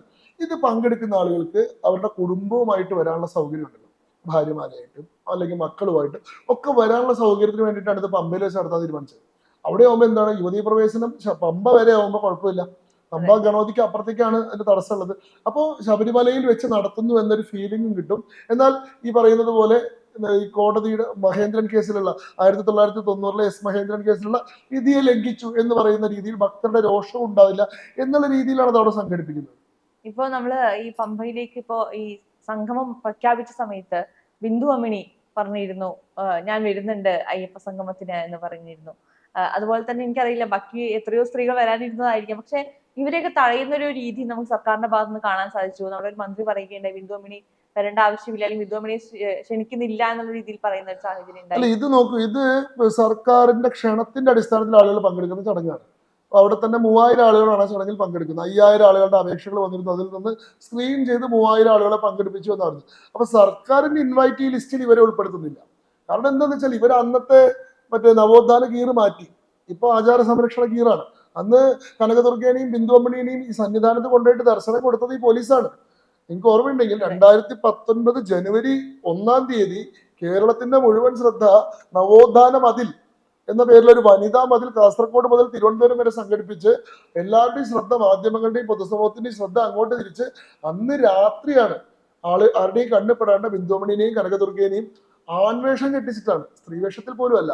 മാത്രമല്ല മുടി വെളുപ്പിച്ച് വയസ്സായി എന്ന് തോന്നിക്കോട്ടെ എന്ന് ചോദിച്ച് സംശയം തോന്നി ചോദിച്ചവരോട് ഹിജടകളാണ് എന്ന് പറഞ്ഞ് ട്രാൻസ്ജെൻഡേഴ്സിന് പ്രവേശനം ഉണ്ടല്ലോ, അങ്ങനെയൊക്കെ കള്ളം പറഞ്ഞ് കബളിപ്പിച്ച് പോലീസ് മുകളിലേക്ക് കൊണ്ടുപോയി പോലീസ് ഇവർ ദർശനം നടത്തുന്നതിന്റെ വീഡിയോ റെക്കോർഡ് ചെയ്തു. ആ വീഡിയോ കണ്ടിട്ടുണ്ടെങ്കിൽ നിങ്ങൾക്ക് അറിയാം. അതിൽ ഇവർ ചോദിക്കുന്നുണ്ട് വീഡിയോ എടുത്തോന്ന് ചോദിക്കുന്നുണ്ട്. അപ്പൊ പറയുന്നത് കിട്ടിയിട്ടുണ്ട്, നിങ്ങൾ വേഗം ഇറങ്ങി പറയുന്നുണ്ട്. അല്ല ഞങ്ങൾക്ക് ഇത് പുറത്തുകൊണ്ടേ കാണിക്കാനുള്ളതാണ് എന്ന് പറയുമ്പോൾ ഉണ്ട്, വീഡിയോ എടുത്തിട്ടുണ്ട്, കിട്ടി. അതായത് ഇത് ഇവരെ ദർശനം നടത്തിക്കുക എന്നുള്ളതല്ല, ഇവര് ദർശനം നടത്തി എന്നുള്ളത് പുറം ലോകത്തെ അറിയിക്കുക എന്നുള്ളത് ഇതൊരു അഭിമാന പ്രശ്നമായിരുന്നു. ഒരു യുവതിയെങ്കിലും പ്രവേശിപ്പിക്കുക എന്നുള്ളത് ഒരു ദുരഭിമാന പ്രശ്നമായിട്ട് അവർ എടുത്തിട്ടുണ്ടായിരുന്നു. അന്നത്തെ ഗീർ അതായിരുന്നു. അന്ന് കേരളത്തിലെ നവോത്ഥാന നായകന്മാരുടെ കൂട്ടത്തിൽ ഇടം പിടിക്കാൻ വേണ്ടിയിട്ട് പിണറായി വിജയൻ ഉണ്ടായിട്ടുള്ള ഒരു മോഹത്തെ തുടർന്നിട്ടാണ് എല്ലാവരെയും വെറുപ്പിച്ചുകൊണ്ട് ഈ പരിപാടി മൂപ്പർ നടത്തിയത്. 2019 ലോക്സഭാ തെരഞ്ഞെടുപ്പിൽ 19 സീറ്റും കൂടി തോറ്റോട് കൂടിയിട്ട് പാർട്ടിക്ക് വീണ്ടും വിചാരം ഉണ്ടായി. ഈ ഗീറിൽ പോകുന്നവരും അധികം കാലം ഗുണം ചെയ്യില്ല എന്ന് മനസ്സിലായി. ഇപ്പൊ ഗീർ മാറ്റി. ഇപ്പൊ ബിന്ദുമണി അവർക്ക് ആവശ്യമില്ല. ബിന്ദുമണി അന്ന് അവരുടെ യൂസ്ഫുൾ ഇഡിയറ്റ് ആയിരുന്നു. അന്ന് അവർക്ക് ഈ പറയുന്ന പദ്ധതി നടപ്പാക്കാൻ വേണ്ടിയിട്ട് ഇതിനു വേണ്ടി ഒരുങ്ങി പുറപ്പെട്ടിട്ടുള്ള ഒരാള് എന്നുള്ള രീതിയിലായിരുന്നു. ഇപ്പൊ ബിന്ദുമണി അവർക്ക് ആവശ്യമുള്ള ആളല്ല. മാത്രമല്ല, ഒന്നാമത്തെ കാര്യം, ബിന്ദുമണിക്ക് പമ്പ വരെ പോകുന്നതിന് ആചാരപരമായ വിലക്കൊന്നുമില്ല. സ്ത്രീകൾക്ക് പമ്പ വരെ പോവാം, പമ്പ ഗണപതി ക്ഷേത്രത്തിൽ ദർശനം നടത്താം, അതിന്റെ അപ്പുറത്തേക്കേ പോകാൻ പാടാത്തുള്ളൂ. ഇവിടെ സർക്കാരിന്റെ നയംമാറ്റമാണ് ഇവർ വരണ്ടാന്നുള്ളതിനെ സൂചിപ്പിക്കുന്നത്. അതിന്റെ അർത്ഥം സ്ത്രീകളൊന്നും അവിടെ വരില്ല എന്നല്ല. സ്ത്രീകൾ ഇവരുടെ സെലക്ടഡ് ആയിട്ടുള്ള ലിസ്റ്റിൽ ഇതിന്റെ മുഖ്യ ചുമതലയുള്ളത് ടൂറിസം ഡിപ്പാർട്ട്മെന്റിലെ സെക്രട്ടറി ആയിട്ടുള്ള ഒരു വനിതയ്ക്കല്ലേ. ഈ മൊത്തം അയ്യപ്പ സംഗമത്തിന്റെ ചുമതലയുള്ളത് ഒരു വനിതാ ഉദ്യോഗസ്ഥയ്ക്കാണ്. അപ്പോ ആ നിലയ്ക്കല്ല ഒരു ബിന്ദുമണിയെ വേണ്ടെന്ന് പറയുന്നത്. ബിന്ദുമണി വരണ്ടെന്ന് പറയുന്നത് അന്നത്തെ നയത്തിൽ നിന്ന് സർക്കാരിന് ഉണ്ടായിട്ടുള്ള മാറ്റത്തെ സൂചിപ്പിക്കുന്നു. നമുക്ക് കേരളത്തിലേക്ക് മറ്റ് സംസ്ഥാനങ്ങളിൽ നിന്ന് ആളുകൾ ഒഴുകിയെത്തുന്ന കാര്യങ്ങൾ എടുത്തു നോക്കുകയാണെങ്കിൽ ടൂറിസം ഒരു മേഖലയാണ്. പക്ഷെ അതിൽ കൂടുതലുള്ളത് ഒരു സ്പിരിച്വൽ ടൂറിസം സാധ്യതകൾ കേരളത്തിലുണ്ട്. ഇപ്പൊ ശബരിമലയിലേക്കാണെങ്കിലും ഗുരുവായൂർ പോലെയുള്ള ക്ഷേത്രങ്ങളിലേക്കാണെങ്കിലും നമുക്കറിയാം മറ്റ് സംസ്ഥാനങ്ങളിൽ നിന്ന് ആളുകൾ ഒഴുകിയെത്തുന്ന ഇടങ്ങളാണ്. സോ ഈ ടൂറിസത്തെ പുഷ്ടിപ്പെടുത്തുക, അല്ലെങ്കിൽ ഇപ്പൊ മുഖ്യമന്ത്രിയും ടൂറിസം വകുപ്പും തമ്മിലുള്ള ബന്ധമൊക്കെ നമുക്ക് കൃത്യമായിട്ട് അറിയുന്നതാണ്. അപ്പൊ അത്തരത്തിലുള്ള ഒരു അജണ്ട കൂടി ഇതിലുണ്ടായിക്കൂടെ? അല്ല, തീർച്ചയായിട്ടും അങ്ങനെയൊക്കെ ഉള്ളത്. നമുക്ക് ശബരിമല തീർത്ഥാടന കാലം എന്ന് പറയുന്നത് കേരളത്തിന്റെ സാമ്പത്തിക രംഗത്തെ സംബന്ധിച്ചിടത്തോളം ഏറ്റവും പുഷ്കലമായ കാലമാണ്. അതായത് 2000 കോടി രൂപയ്ക്ക് മേലെ വരുമാനം കേരള സംസ്ഥാനത്തിന് ലഭിക്കുന്ന, നടവരവോ പ്രസാദം വെറ്റേണ്ട കാശോ അല്ല പറയുന്നത്, കേരളത്തിന്റെ മൊത്തം എക്കോണമി ത്രൈവ് ചെയ്യുന്നൊരു സമയമാണ്. കാരണം എന്താ വെച്ചാൽ എല്ലാ ദിക്കുകളും തെക്ക് നിന്നും വടക്ക് നിന്നും ഒരേപോലെ കേരളത്തിന്റെ മധ്യത്തിലേക്ക് ട്രാഫിക് ഉണ്ടാവുന്ന ഒരു സമയമാണ്. അത് കാസർഗോഡ് തൊട്ടിട്ടാണെങ്കിലും തിരുവനന്തപുരം തൊട്ടിട്ടാണെങ്കിലും ഒരേ സമയം പത്തനംതിട്ട എന്ന് പറയുന്ന സെൻട്രൽ ഡിസ്ട്രിക്റ്റിലേക്ക് ട്രാഫിക് നടക്കുകയാണ്. അപ്പൊ എന്താ സംഭവിക്കുന്നത് വെച്ചാൽ ഈ വഴിയിലുള്ള എല്ലാ കച്ചവട സ്ഥാപനങ്ങളും ഇതിന്റെ ബെനിഫിഷ്യറികളാണ്. ഈ വഴിയിലുള്ള കടകൾ, അത് കാവിമുണ്ട് വിൽക്കുന്ന കട മുതൽ ഈ പറയുന്ന കെട്ടുനിറ സാധനങ്ങൾ വിൽക്കുന്ന കടകൾ, ഹോട്ടലുകൾ, ഈ വഴിയിൽ യാത്ര ചെയ്യുന്ന ആളുകൾ വണ്ടിയിൽ നിർത്തി ഭക്ഷണം കഴിക്കുന്നു, ട്രാൻസ്പോർട്ട് സൗകര്യങ്ങൾ, KSRTC ആയിക്കോട്ടെ, അതല്ലെങ്കിൽ മറ്റ് പ്രൈവറ്റ് ഇതായിക്കോട്ടെ, പെട്രോൾ, ഇങ്ങനെയുള്ള എന്ത് തരം കച്ചവട സ്ഥാപനങ്ങൾ, ഇതെല്ലാം ക്ഷേത്രങ്ങൾ, എല്ലാ ക്ഷേത്രങ്ങളിലും ഭക്തരുടെ തീർത്ഥാടനം കൂടുന്ന സമയമാണ്. ഇങ്ങനെ കേരളത്തിന്റെ മൊത്തം എക്കോണമി ത്രൈവ് ചെയ്യുന്നൊരു സമയമാണ്. അതുകൊണ്ട് ശബരിമല പക്ഷെ എന്തായാലും ഇത്രയും കൂടുതൽ സാമ്പത്തിക സ്ഥിതി കൊടുക്കുന്ന ഒരു ക്ഷേത്രത്തെ ആ നിലയിലുള്ള പരിഗണനയൊന്നും ഭക്തർക്ക് കേരള എക്കോണമിയെ താങ്ങി നിർത്തുന്നവരാന്നുള്ള ഒരു പരിഗണനയൊന്നും കൊടുത്തില്ല. പക്ഷെ ഇതിന്റെ ഒരു ഫിനാൻഷ്യൽ പൊട്ടൻഷ്യൽ ഇവർ നന്നായി മനസ്സിലാക്കുന്നുണ്ട്. അതിലേക്ക് കൂടുതൽ ശരിക്കും യുവതീ പ്രവേശനത്തിന്റെ അജണ്ട എന്താ? യുവതീ പ്രവേശനത്തിന്റെ അജണ്ട എന്ന് പറഞ്ഞാൽ ഇപ്പൊ 50% ആൾക്കാരെ വരുന്നുള്ളൂ. 100% ആൾക്കാർ വന്നു കഴിഞ്ഞാൽ എന്താ സ്ഥിതി? ഇപ്പൊ കേരളത്തിന്റെ അല്ലെങ്കിൽ ഇന്ത്യയുടെ മൊത്തം ജനസംഖ്യയുടെ 50% പേർക്ക്, പുരുഷന്മാർക്ക് മാത്രമേ വരാൻ പറ്റുന്നുള്ളൂ. സ്ത്രീകൾക്ക് വരാൻ പറ്റിക്കഴിഞ്ഞാൽ നേരെ ഡബിൾ ആവുമല്ലോ ഈ ട്രാഫിക് എന്നുള്ളതാണ്. അപ്പൊ എന്താണ്? അപ്പൊ അവിടെ വേണമെങ്കിൽ വിദേശത്തു നിന്ന് ആളുകൾ വരുമ്പോൾ അവിടെ വേണമെങ്കിൽ ഒരു വിമാനത്താവളമാവാം. അപ്പൊ ചെറുവള്ളിയിൽ ഒരു വിമാനത്താവളമാവാം, അല്ലെ? അവിടെ കുറെ 5 സ്റ്റാർ ഹോട്ടലുകളും മറ്റു സൗകര്യങ്ങളാവാം. കാരണം ആണുങ്ങളും പെണ്ണുങ്ങളും ഒരുമിച്ച് വരുന്ന സ്ഥലത്ത് പിന്നെ ബ്രഹ്മചര്യത്തിന്റെ സങ്കല്പം ഇല്ലല്ലോ, പിന്നെ വ്രതത്തിന്റെ ആവശ്യമില്ലല്ലോ. അപ്പൊ അവിടെ മറ്റു സൗകര്യങ്ങളൊക്കെ ആവാം. ഇതിന്റെ ഒരു ഫിനാൻഷ്യൽ പൊട്ടൻഷ്യലിനെ കൂടുതൽ അതിനെ കൂടുതൽ എക്സ്പ്ലോയിറ്റ് ചെയ്യുക എന്നുള്ളതാണ് താല്പര്യം. അങ്ങനെയുള്ള താല്പര്യങ്ങൾ ഇത്തരത്തിലുള്ള സംഗമങ്ങളുടെ പിന്നിൽ ഉണ്ടാവും സ്വാഭാവികമായിട്ട്. പക്ഷെ ഈ സ്പിരിച്വൽ ടൂറിസം എന്ന് പറയുന്ന സംകല്പത്തോട് അടിസ്ഥാനപരമായിട്ട് ഞാൻ വ്യക്തിപരമായിട്ട് യോജിക്കുന്നില്ല. കാരണം സ്പിരിച്വാലിറ്റി ടൂറിസവും 2 ദിശകളിൽ നിൽക്കുന്ന കാര്യങ്ങളാണ്.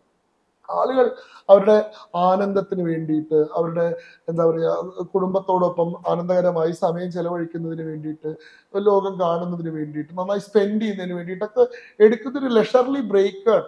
ഒരാൾ ടൂറിസ്റ്റ് ആയിരിക്കുന്നതും ഒരാളൊരു പിൽഗ്രിം ആയിരിക്കുന്നതും 2 മാനസികാവസ്ഥയിലാണ്. അങ്ങനെ ഒരു ടൂറിസ്റ്റിന്റെ മനസ്ഥിതിയുള്ള ഒരു സ്ഥലം കാണാനും കൗതുക കാഴ്ചകൾ ഇതാക്കാനും വേണ്ടി ആളുകൾ ശബരിമലയിലേക്ക് വന്നു തുടങ്ങി കഴിഞ്ഞാൽ ശബരിമലയുടെ ബേസിക് സാങ്ക്ടിറ്റി ഇല്ലാണ്ടാവും. കാരണം ശബരിമല എന്ന് പറയുന്നത് നിങ്ങൾ ഭക്തർക്ക് കൂടുതൽ സൗകര്യങ്ങൾ ചെയ്തു കൊടുക്കേണ്ട സ്ഥലമല്ല. അവിടെ ഭക്തരുടെ സൗകര്യമല്ല, മൂർത്തിയുടെ ഭാവത്തിനാണ് അവിടെ കൂടുതൽ പ്രാധാന്യമുള്ളത്. ആ മൂർത്തിയുടെ ഭാവത്തിനനുസരിച്ച് ബാക്കിയുള്ളവർ സഹിക്കേണ്ട, സഫർ ചെയ്യേണ്ട, കുറച്ച് വേണ്ടെന്ന് വെക്കേണ്ടതാണ്. അപ്പൊ ശബരിമലയിൽ എല്ലാ തരത്തിലുള്ള സൗകര്യങ്ങളും വേണം എന്ന് പറഞ്ഞിട്ട് നമുക്ക് അവിടെ ഭക്തർക്ക് എന്താ പറയാ മുകളിലേക്ക് പോകാൻ വേണ്ടിയിട്ട് മറ്റു സൗകര്യങ്ങളോ റോഡുകളോ ഒന്നും ചെയ്തു കൊടുക്കാൻ പറ്റില്ല. കാരണം അവിടുത്തെ ഒരു സ്വഭാവമുണ്ട്. അവിടെ നമുക്ക് വലിയ ഹോട്ടലുകളോ അല്ലെങ്കിൽ വലിയ റെസ്റ്റോറന്റുകളോ അങ്ങനത്തെ സംഗതികളൊന്നും ആരംഭിക്കാൻ സാധിക്കില്ല. അവിടുത്തെ കാനന ക്ഷേത്രത്തിന്റെ എല്ലാ പ്രത്യേകതകളും നിലനിർത്തിക്കൊണ്ടുള്ള അതിന് പറ്റുന്നവരെ അങ്ങോട്ട് പോണ്ടു. ശബരിമല ക്ഷേത്രത്തിന്റെ എല്ലാ നിയമങ്ങളും ചിട്ടവട്ടങ്ങളും അനുസരിച്ച് അതിനുവേണ്ടി സഫർ ചെയ്യാൻ, സഹിക്കാൻ. വ്രതം എന്ന് പറഞ്ഞാൽ എന്താ? വ്രതം എന്ന് പറഞ്ഞിട്ടുണ്ടെങ്കിൽ നമ്മൾ എടുക്കുന്ന ഒരു എൻഡ്യൂറൻസ് ആണ്, ഒരു പെനൻസ് ആണ്, അല്ലെ? നമ്മൾ എടുക്കുന്ന നമ്മുടെ മേലെ തന്നെ നമ്മൾ ഏൽപ്പിക്കുന്ന ഒരു ലിമിറ്റേഷൻ ആണ്. നമ്മൾ എല്ലാ തുറന്ന് ആസ്വദിക്കുന്ന അവസ്ഥയിൽ നിന്ന് നമ്മൾ പരിമിതപ്പെടുത്തുക. ദീക്ഷ എന്ന് പറഞ്ഞാൽ എന്തെങ്കിലും ഒന്ന് വേണ്ടാക്കിയാണ്, ഉപേക്ഷയിൽ നിന്ന് അത് ഉണ്ടാവുന്നത്. അപ്പൊ അങ്ങനത്തെ ഒരു ഭാവത്തോടു കൂടി പോകേണ്ട സ്ഥലമാണ് ശബരിമല. അതിനെ ഒരു ടൂറിസ്റ്റ് ഡെസ്റ്റിനേഷൻ ആക്കുമ്പോൾ അവിടെ യഥാർത്ഥത്തിൽ സംഭവിക്കുന്ന വരുമാനമൊക്കെ കൂടുമായിരിക്കും. ശബരിമലയുടെ മൗലികമായിട്ടുള്ള സ്വഭാവം അത് ഒരുപക്ഷെ ഇല്ലാതെയാവും എന്നുള്ളതാണ്. ഇപ്പൊ 2018 അത്രയും പ്രക്ഷോഭങ്ങളൊക്കെ ഉണ്ടായ സമയത്ത് ഇതിൽ കൃത്യമായി ഇടപെട്ടിരുന്ന ഒരാളാണ് ശങ്കുച്ചേട്ടൻ. എങ്ങനെയാണ് ആ ഒരു കാലഘട്ടത്തെ ഓർത്തെടുക്കുന്നത്? അല്ലെങ്കിൽ അന്ന് നമ്മൾ ഒരുപാട് അമ്മമാരുടെ സങ്കടങ്ങളും പ്രാർത്ഥനകളും നാമജപങ്ങളും ഒക്കെ കേട്ടതാണ്, അതിനൊക്കെ പേരിൽ കേസ് എടുക്കുന്ന കാഴ്ചകൾ കണ്ടതാണ്. അതിനെ കുറിച്ചും കൂടി അല്ല, നോക്കൂ, അവസാനം ശബരിമല പ്രക്ഷോഭം ഹിന്ദു സമൂഹത്തെ കൂടുതൽ ശക്തിപ്പെടുത്തുക തന്നെയാണ് ചെയ്തിട്ടുള്ളത് എന്നാണ് എൻ്റെ ബോധ്യം. ശരിയാണ്, ആ സമയത്ത് നമുക്ക് ഒരുപാട് വേദനകൾ ഉണ്ടായി, ഒരുപാട് വിഷമങ്ങൾ ഉണ്ടായി, ഒരുപാട് സഹിക്കേണ്ടിയും ഒരുപാട് ബുദ്ധിമുട്ടേണ്ടിയും ഒരുപാട് പേർക്ക് ജയിലിൽ കിടക്കേണ്ടി വന്നു, പോലീസിന്റെ മർദ്ദനം ഏൽക്കേണ്ടി വന്നു, ഒളിവിൽ കഴിയേണ്ടി വന്നു, പോലീസിന്റെ കണ്ണുവെട്ടിച്ച് ഒളിച്ചു നടക്കേണ്ടി വന്നിട്ടുള്ള ആളുകളൊക്കെ ഉണ്ട്. പക്ഷേ അവസാനം എന്താ സംഭവിച്ചത്? നമുക്ക് കേരളത്തിലെ ഹിന്ദു സമാജത്തിന്റെ ഒരു ജാഗരണത്തിന്റെ ഒരു ചരിത്രം നമ്മൾ പരിശോധിച്ചാൽ അത് AD BC എന്നൊക്കെ നമ്മൾ കാലത്തെ വിഭജിക്കുന്ന പോലെ ശബരിമല പ്രക്ഷോഭത്തിന് മുൻപ്, ശബരിമല പ്രക്ഷോഭത്തിന് ശേഷം എന്ന് രണ്ടായി ഭാഗിക്കാൻ പറ്റും. അതുവരെ ഉണ്ടായിരുന്ന ഹിന്ദുവിന്റെ ആത്മവീര്യമോ ധൈര്യമോ ആത്മവിശ്വാസമോ അല്ല ശബരിമല പ്രക്ഷോഭത്തിന് ശേഷം. കാരണം അന്ന് വരെയുള്ള ഹിന്ദു നമ്മൾ വിചാരിച്ചാലും ഇവിടെ ഒന്നും നടക്കാനില്ല, ഇവിടെ ഒന്നും സാധ്യമല്ല, നമ്മളൊരു ദുർബലമായിട്ടുള്ള സമൂഹമാണ്, നമ്മളൊരു തോറ്റുപോയ ജനതയാണ്, നമ്മൾ അശക്തമായിട്ടുള്ള ഒരാൾക്കൂട്ടമാണ്, നമ്മൾ വിചാരിച്ച ഒരു മാറ്റവും ഇവിടെ സാധിക്കില്ല. അതുകൊണ്ട് നമ്മൾ ഇത്തരം കാര്യങ്ങൾക്കൊന്നും മെനക്കെടേണ്ടതില്ല. അവകാശങ്ങൾ ചോദിച്ചു മേടിക്കലും സർക്കാരുകളെ വിരട്ടി നിർത്തലും ഒക്കെ ചില പ്രബല ന്യൂനപക്ഷങ്ങൾക്ക് മാത്രം സാധിക്കുന്ന ഒരു കാര്യമാണെന്നുള്ള ജാഢ്യത്തിലും മൗഢ്യത്തിലും കഴിഞ്ഞിരുന്ന ഒരു സമൂഹം. എങ്ങനെയാണോ ജാംബവാന്റെ ഉപദേശം കേട്ട് ഹനുമാൻ സ്വാമി സ്വന്തം ശക്തി തിരിച്ചറിഞ്ഞിട്ട് സമുദ്രലംഘനത്തിന് തയ്യാറായത്, എന്നതുപോലെ അയ്യപ്പസ്വാമിയുടെ ആ ഒരു മന്ത്രം കൊണ്ട് പ്രേരിതരായി സ്വന്തം കരുത്ത് തിരിച്ചറിഞ്ഞ് ഹനുമാൻ സ്വാമിയെ പോലെ അസാധ്യമെന്ന് കരുതിയിരുന്ന ലക്ഷ്യങ്ങൾ നേടിയെടുത്തിട്ടുള്ളതാണ്. ഹിന്ദു സമൂഹം നടത്തി ജയിച്ചെടുത്തിട്ടുള്ള ഒരു സമരമാണ് ശബരിമല സമരം. അത് സുവർണ ലിപികളിൽ എഴുതപ്പെടേണ്ട സമരമാണ്. കാരണം ഏത് നിലയിൽ നോക്കിയാലും പരാജയപ്പെടുമെന്ന് ഉറപ്പുള്ള ഒരു സമരമാണ് ശബരിമല സമരം. ഏത് ലോകത്തിലെ യുദ്ധതന്ത്രത്തിനെ നിങ്ങൾ കൊണ്ടുവന്ന് നോക്കിയാലും അത് തമ്മിലൊരു തുലനവും താരതമ്യവും രണ്ടു പക്ഷത്ത് നിൽക്കുന്ന അത്രയും വ്യത്യസ്തരായിട്ടുള്ള ആളുകളാ. ഒരു ഭാഗത്ത് നിൽക്കുന്നത് രാജ്യത്തെ തന്നെ ഏറ്റവും ശക്തിയും സന്നാഹങ്ങളുള്ള സംവിധാനങ്ങളാ. ഒരു ഭാഗത്ത് നിൽക്കുന്ന ആരാ? ബഹുമാനപ്പെട്ട സുപ്രീം കോടതി, കേരള സർക്കാർ, ഇടതുപക്ഷം, CPIM, ബുദ്ധിജീവികൾ, സാംസ്കാരിക നായകന്മാർ, അല്ലെ, മാധ്യമങ്ങൾ, ഇവരൊക്കെ ഒരു പക്ഷത്ത് നിൽക്കുകയാണ്. ഒപ്പീനിയൻ ബിൽഡേഴ്സ്, ഏറ്റവും ശക്തിയുള്ള കോടതി പോലെ, സർക്കാരിനെ പോലെ, പോലീസിനെ പോലെ ഉള്ള സന്നാഹങ്ങൾ ഒരു ഭാഗത്ത് നിൽക്കുക. ഇപ്പുറത്ത് നിൽക്കുന്ന ആരാ? ഇപ്പുറത്ത് നിൽക്കുന്ന നിസ്സാരരായിട്ടുള്ള, നിസ്സഹായരായിട്ടുള്ള, നിരായുധരായിട്ടുള്ള, നിരപരാധികളായിട്ടുള്ള ഭക്തരാണ്. അവരുടെ എന്ത് ആയുധമുള്ളത്? ഭക്തി മാത്രമാണ് അവരുടെ ആയുധം. അവരുടെ എന്ത് മുദ്രാവാക്യമുള്ളത്? സ്വാമിയെ ശരണയ്യപ്പ എന്നൊരു മന്ത്രം. അവർക്ക് ആരാണ് നായകൻ? സാക്ഷാൽ അയ്യപ്പ സ്വാമി തന്നെയാണ് അവരുടെ നായകൻ. പക്ഷെ അവരുടെ വിശ്വാസ ശക്തി കൊണ്ട് അവർ ഇത്രയും വലിയ ദാവീദും ഗോലിയാത്തും തമ്മിലുള്ള യുദ്ധം പോലെ ഇത്രയും പ്രബലരായിട്ടുള്ള ആളുകൾക്കെതിരെ അവരുടെ വിശ്വാസ ശക്തി കൊണ്ട് അവസാനം വരെ പൊരുതി ജയിച്ച, ഈ സ്ഥാപനങ്ങളെ മുഴുവൻ മുട്ടുകുത്തിച്ച, സുപ്രീം കോടതിയെ കൊണ്ട് പുനഃപരിശോധനാ ഹർജികൾ കേൾപ്പിച്ച് ലാർജർ ബെഞ്ചിലേക്ക് വിടാൻ നിർബന്ധിതരാക്കിയിട്ടുള്ള, അന്ന് അഭിമാന പ്രശ്നമായിട്ട് യുവതീ പ്രവേശനം ഏറ്റെടുത്തുള്ള കേരള സർക്കാരിനെ കൊണ്ട് ഇന്ന് അയ്യപ്പ ഭക്ത സംഘം സംഘടിപ്പിക്കേണ്ട അവസ്ഥയിൽ എത്തിച്ചിട്ടുള്ള, അന്ന് ഇവിടെ യുവതീ പ്രവേശനത്തിന് വേണ്ടി പ്രസംഗിച്ച് കിടന്നിരുന്ന CPM കൊണ്ട് ഞങ്ങൾ വിശ്വാസികൾക്കൊപ്പമാണ് എന്ന് വീട് വീടാന്തരം കയറി പറയിപ്പിക്കാൻ സാധിച്ചിട്ടുള്ള ഒരു ശക്തിമത്തായിട്ടുള്ള സമൂഹമായിട്ട് ഹിന്ദു സമൂഹം മാറി. അത് നമ്മുടെ ഒരു ധർമ്മത്തിന്റെ വൈഭവമാണ്. ഞാൻ എപ്പോഴും പറയാറുണ്ട്, പ്രതിസന്ധികളെ സാധ്യതകളാക്കി മാറ്റുന്ന ധർമ്മമാണിത്. ഇത് ദൗർബല്യങ്ങളിൽ നിന്ന് ശക്തി ആർജിക്കുന്ന ധർമ്മമാണ്. ഇത് എന്താ പറയുക, ദുരന്തങ്ങളെ പോലും അവസരങ്ങളാക്കി മാറ്റുന്ന ഒരു ധർമ്മമാണ്. അത് നമ്മുടെ ഒരു ചരിത്രം പരിശോധിച്ചാൽ നമുക്ക് മനസ്സിലാവും. ഇണക്കിളികളിൽ ഒന്ന് അമ്പേറ്റ് വീണ ദുരന്തത്തിൽ നിന്നാണ് ഇവിടെ ആദ്യത്തെ മഹാകാവ്യം ഉണ്ടാകുന്നത്. എല്ലാ മഹാരഥന്മാരും ഒന്നിച്ചു മരിച്ചു വീണിട്ടുള്ള ദുരിതത്തിൽ നിന്നാണ് ഈ രാജ്യത്തിന്റെ ഏറ്റവും വലിയ ഇതിഹാസമായിട്ടുള്ള മഹാഭാരതം ഉണ്ടാകുന്നത്. യുദ്ധഭൂമിയിൽ വെച്ച് അർജുനന് ഒരു ദൗർബല്യം ഉണ്ടായപ്പോൾ ധർമ്മസങ്കടം കൊണ്ട് കയ്യിൽ നിന്ന് വില്ലൂർന്ന് വീണപ്പോഴാണ് എത്രയോ തലമുറകളെ ജ്ഞാനം കൊണ്ട് പ്രസരിപ്പിച്ചിട്ടുള്ള ഭഗവത്ഗീത ഇവിടെ ഉണ്ടായിട്ടുള്ളത്. രാമന് ഒരു ധർമ്മസങ്കടം ഉണ്ടായപ്പോൾ എന്താണ് ശരി എന്താണ് തെറ്റ് എന്നൊരു സംശയം ഉണ്ടായപ്പോഴാണ് ഇന്നും നമുക്ക് ശരി തെറ്റുകളെ പറ്റി ഏറ്റവും കൃത്യമായിട്ടുള്ള ധാരണ തരുന്ന യോഗവാസിഷ്ടം ഉണ്ടായിട്ടുള്ളത്. അങ്ങനെ ദുരന്തങ്ങളെ സാധ്യതകളാക്കാനും പ്രതിസന്ധികളെ അവസരങ്ങളാക്കാനും ദൗർബല്യങ്ങളെ പോലും ശക്തിയാക്കി മാറ്റാനും ശേഷിയുണ്ട്. അന്ന് നമ്മൾ ഒരുപാട് ബുദ്ധിമുട്ടി. പക്ഷെ ആ സഹനത്തിൽ നിന്ന്, ആ സമർപ്പണത്തിൽ നിന്ന്, ആ പ്രതിരോധത്തിൽ നിന്ന് ആ കരുത്താർജിച്ചിട്ടുള്ള ഒരു സമൂഹം ഉണ്ടല്ലോ, അത് അതിന് മുൻപുള്ള 2018 മുൻപുള്ള സമൂഹമല്ല. അത് ഹിന്ദു സമൂഹത്തെ പുനർനിർമ്മിക്കുകയും അവർക്ക് ആത്മവിശ്വാസം നൽകുകയും നമ്മൾ ഒന്നിച്ചു തന്നാൽ പലതും സാധ്യമാണ് എന്ന തിരിച്ചറിവ് ഉണ്ടാക്കി കൊടുക്കുകയും ചെയ്തിട്ടുണ്ട്. അതുകൊണ്ട് ഞാൻ ദുഃഖത്തോടെയോ വേദനയോടെയോ കൂടിയിട്ടല്ല ശബരിമല പ്രക്ഷോഭത്തെ തിരിഞ്ഞു നോക്കുന്നത്, അഭിമാനത്തോടെയും ആത്മവിശ്വാസത്തോടെയും കൂടിയിട്ടാണ്. ഇപ്പോ ശങ്കുചേട്ടൻ പറഞ്ഞതുപോലെ ഒരു നാമജപത്തിന്റെ പവർ എന്താണ് നമുക്കറിയാം. മന്ത്രങ്ങളുടെ ഒരു പവർ എന്ന് പറയുന്നത് ആ ഒരു സിറ്റുവേഷനെ തന്നെ അല്ലെങ്കിൽ ആ ഒരു സ്ഥലത്തെ തന്നെ വളരെ രീതിയിൽ മാറ്റാൻ പറ്റും. അതുപോലെ സ്വാമി ശരണമയ്യപ്പ എന്ന് പറയുന്ന ആ ഒരു മന്ത്രത്തിന്റെ ഒരു പവർ കാണിച്ചു തന്ന ഒരു ഇടമാണ് ശബരിമലയിലെ പ്രക്ഷോഭം. കാരണം കുഞ്ഞു മക്കൾ മുതല് അമ്മമാര് വരെ അത് മനസ്സുരുകി വിളിക്കുന്നത്, ആ വിളി അയ്യപ്പനും കേട്ടു എന്നുള്ളത് തന്നെയാണ് നമുക്കത് മനസ്സിലാകുന്നത്. അപ്പൊ ഈ മന്ത്രത്തിന്റെ ശക്തിയെ ആളുകൾക്ക് മനസ്സിലാക്കി കൊടുക്കാൻ കൂടി ശബരിമല പ്രക്ഷോഭത്തിന് സാധിച്ചിട്ടില്ലേ എന്നുള്ളതാണ്. തീർച്ചയായിട്ടും അത് നമുക്ക് ഒരു മന്ത്രം എന്ന രീതിയിൽ സാധാരണ ആളുകൾക്ക് സംശയം ഉണ്ടായിരുന്നു, അതൊരു മന്ത്രമാണോ, അതൊരു മലയാളം വാക്കല്ലേ. സാധാരണ മന്ത്രങ്ങളെ പോലെ ബീജാക്ഷരങ്ങൾ ഓം ഹ്രീം ക്ലീം ശ്രീ അങ്ങനത്തെ അക്ഷരങ്ങളൊന്നുമില്ല. സ്വാമിയെ ശരണയ്യപ്പ എന്നുള്ളത് വളരെ സാധാരണമായിട്ടുള്ള ഒരു ഒരു ഒരു പ്രാർത്ഥനയാണ്. പക്ഷെ അത് നവാക്ഷരി മന്ത്രമാണെന്നും ശബരിമല അയ്യപ്പസ്വാമിയുടെ ഏറ്റവും പ്രധാനമായിട്ടുള്ള മന്ത്രമാണെന്നും ആ മന്ത്രത്തിന് വലിയ പ്രതിഫലനങ്ങൾ സൃഷ്ടിക്കാനുള്ള ശേഷിയുണ്ടെന്നും അതിൽ ഈ മന്ത്രങ്ങൾ ശരിക്കും ചെയ്യുന്നത് ക്ലെൻസിങ് ആ ചെയ്യുന്നത്. ഒരു വല്ലാത്തൊരു തമോർജം നിറഞ്ഞു നിന്നിരുന്ന കേരള സമൂഹത്തിൽ ആ പ്രക്ഷോഭം, വിശ്വാസി പ്രക്ഷോഭം സൃഷ്ടിക്കുന്നത് ഓരോ തെരുവുകളിലും ഈ മന്ത്രം അലയടിക്കുക എന്നുള്ളതാണ്. അയ്യപ്പസ്വാമിയുടെ മന്ത്രമുഖരിതമാവാത്ത ഒരു കോഡ് പോലും കേരളത്തിൽ ബാക്കിയില്ല.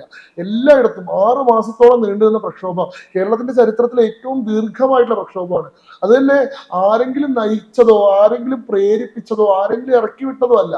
മറ്റു സമരങ്ങളിലൊക്കെ പോലെ എന്താണ് ബിരിയാണി തരാന്ന് പറഞ്ഞിട്ടോ അല്ലെങ്കിൽ തൊഴിലുറപ്പിന്റെ കൂലി തരില്ല എന്ന് പേടിപ്പിച്ചിട്ടോ ആൾക്കാരെ ഇറക്കിക്കൊണ്ടുവന്നല്ല, സ്വയം പ്രേരിതരായിട്ട് എന്റെ ആവശ്യമാണെന്ന് കരുതിയിട്ട് അമ്മമാരും കുഞ്ഞുങ്ങളും വരെ, വന്ധ്യവയോധികരായിട്ടുള്ള ആളുകൾ മുതൽ സാധാരണക്കാരായിട്ടുള്ള സ്ത്രീകൾ വരെ തെരുവിലേക്ക് ഇറങ്ങി മന്ത്രജപങ്ങളും നാമജപങ്ങൾ കൊണ്ട് ഒരു വല്ലാത്ത സമരമാണ്. ഒരുപക്ഷെ എന്താണ് സ്വാതന്ത്ര്യ പ്രക്ഷോഭ സമയത്തുള്ള ഗാന്ധിയൻ സമരം, ആ ഒരു സത്യാഗ്രഹം എന്ന് പറയുന്ന സമരത്തിന്റെയൊക്കെ ആ ഒരു സഹനത്തിന്റെ ശക്തി ഉണ്ടല്ലോ. എന്നതുപോലെ ഒരു അക്രമത്തിന് മുതിരാതെ, ഒരാൾക്ക് നേരെയും ഒരു അസഭ്യം വിളിക്കാതെ, അവനവന്റെ പ്രാർത്ഥനയിൽ അവനവന്റെ മൂർത്തിയിൽ വിശ്വാസം അർപ്പിച്ചുകൊണ്ട് ഒരു സമാജം മുഴുവൻ തെരുവിലിറങ്ങി നിൽക്കുമ്പോൾ ആ തെരുവുകൾ തോറും ആ മന്ത്രം കൊണ്ട് മുഖരിതമാകുമ്പോൾ അത് ഉണ്ടാക്കുന്ന വലിയൊരു പരിവർത്തനമുണ്ട്, വലിയൊരു ചേഞ്ച് ഉണ്ട്. അതൊരു ഭയങ്കര ക്ലെൻസിങ് ആയിരുന്നു മലയാളി സമൂഹത്തിന്. ഒരുപാട് കാലമായിട്ട് അടിഞ്ഞു കൂടിയിട്ടുള്ള ചിന്താമാലിന്യങ്ങളെ അല്ലെങ്കിൽ ദൈക്ഷണികമായിട്ടുള്ള മാലിന്യങ്ങളെ, രാഷ്ട്രീയമായിട്ടുള്ള മാലിന്യങ്ങളെ നമ്മുടെ നാട്ടിൽ നിന്നും ആളുകളുടെ മനസ്സിൽ നിന്നും ആ മന്ത്രങ്ങൾ കഴുകി കളഞ്ഞിട്ടുണ്ട്. അതിൻ്റെ ഒരു സ്പിരിച്വൽ ഓറ അതിനുശേഷം കേരളീയ സമൂഹത്തിൽ നമുക്ക് അതിന് അനുകൂലമായിട്ടുള്ള ഒരു അന്തരീക്ഷം സംജാതമായത് കാണുന്നുണ്ട്. യഥാർത്ഥത്തിൽ ആളുകൾക്ക് മന്ത്രങ്ങളിലുള്ള വിശ്വാസം മാത്രമല്ല, അയ്യപ്പസ്വാമി എന്നുള്ള മൂർത്തിയുടെ വൈഭവത്തെ, ഈ ശബരിമല ക്ഷേത്രം എന്ന് പറയുന്നത് കേരളത്തിന്റെ രക്ഷാപുരുഷനായിട്ട് അയ്യപ്പസ്വാമിയെ സ്ഥാപിച്ചിട്ടുള്ളത്. കലിയുഗത്തിൽ കേരളത്തിന്റെ രക്ഷയ്ക്ക് വേണ്ടിയിട്ടാണ് പരശുരാമൻ അയ്യപ്പനെ സ്ഥാപിച്ചിട്ടുള്ളതെന്നാണ് അർത്ഥം. ആ അയ്യപ്പസ്വാമി അക്ഷരാർത്ഥത്തിൽ കേരളം ഭരിക്കുന്നത് അയ്യപ്പസ്വാമിയാണെന്നും ആ അയ്യപ്പസ്വാമിക്കാണ് ഇവിടെ വലിയ പരിവർത്തനങ്ങളും വലിയ പരിണാമങ്ങളും സൃഷ്ടിക്കാൻ സാധിക്കുക എന്നുള്ളതും അത് വ്യക്തി തലത്തിൽ മാത്രമല്ല, വ്യക്തിയുടെ പരിണാമമാണ് നമ്മൾ മണ്ഡലകാലത്ത് കാണുന്നത്. സാധാരണഗതിയിൽ യാതൊരു തരത്തിലുള്ള അച്ചടക്കവും ഇല്ലാതെ ജീവിക്കുന്ന ആളുകൾ പെട്ടെന്ന് ഭക്തിയുടെ ഭൂതാവേശിച്ചതുപോലെ ശബരിമല തീർത്ഥാടന കാലത്ത് 41 ദിവസം കൊണ്ട് പെട്ടെന്ന് വലിയൊരു പരിവർത്തനം സാധിക്കും. എന്നാൽ വ്യക്തി തലത്തിൽ മാത്രമല്ല, സമാജ തലത്തിൽ പോലും ആ രീതിയിലുള്ള വലിയൊരു പരിവർത്തനം കൊണ്ടുവരാൻ അയ്യപ്പസ്വാമിയാണ് യഥാർത്ഥ മൂർത്തി എന്ന് നമുക്ക് ബോധ്യപ്പെടുത്തിയിട്ടുള്ളൊരു സമരം കൂടിയാണ്. ഇപ്പൊ ഇത് കലിയുഗമാണ്, കലിയുഗം നടന്നുകൊണ്ടിരിക്കുകയാണ്. അപ്പോ വീണ്ടും ശബരിമലയുമായി ബന്ധപ്പെട്ടൊരു പ്രശ്നം വരികയാണെങ്കിൽ അതും കലിയുഗവരുതന്റെ വേറെന്തോ ലക്ഷ്യങ്ങൾക്ക് വേണ്ടിയിട്ടുള്ള അല്ലെങ്കിൽ വീണ്ടും ഒരു ശുദ്ധികലശത്തിനുള്ള സമയമായി എന്നുള്ളതിന്റെ ഒരു സൂചന കൂടിയായി കണ്ടുകൂടെ? തീർച്ചയായിട്ടും അയ്യപ്പസ്വാമിക്ക് കൃത്യമായിട്ടുള്ള ഒരു പദ്ധതി കേരളത്തിന് വേണ്ടിയിട്ട് ഉണ്ടാവുമല്ലോ. സ്വാഭാവികമായിട്ടും ഇവിടെ നമ്മളെ സംബന്ധിച്ചിടത്തോളം ദുരന്തങ്ങളൊന്നും സംഭവിക്കുന്നില്ല. ഞാൻ നേരത്തെ പറഞ്ഞ പോലെ ദുരന്തങ്ങൾ സംഭവിക്കുന്നത് പോലും നാളത്തേക്കുള്ള മറ്റൊരു നന്മയ്ക്ക് വേണ്ടിയിട്ടുള്ള ഒരു കളമൊരുക്കൽ മാത്രമാണ്. ഇപ്പൊ ഇന്ന് നമ്മൾ മോശമാണ്, പ്രശ്നമാണ്, പ്രതിസന്ധിയാണ് എന്ന് വിചാരിക്കുന്ന കാര്യങ്ങൾ പോലും നാളെ നമ്മളെ കൂടുതൽ കരുത്തരാക്കുകയും കൂടുതൽ വലിയ നിലയിലേക്ക് നമ്മൾ ഉയരാൻ സഹായിക്കുകയും ചെയ്യുന്നതായിരിക്കും എന്നുള്ളതാണ് നമ്മുടെയൊക്കെ ബോധ്യം. നമ്മൾ നമ്മുടെ മൂർത്തികളിലും നമ്മുടെ സമ്പ്രദായങ്ങളിലും നമ്മുടെ സംസ്കാരത്തിലുള്ള വിശ്വാസം കൈവെടിയാതെ അവയെ മുറുക്കെ പിടിക്കുക. നമ്മളെ സംരക്ഷിക്കുന്ന ദൗത്യം ആ മൂർത്തികൾ നിർവഹിച്ചോളും എന്നാണ് എനിക്ക് പറയാനുള്ളത്.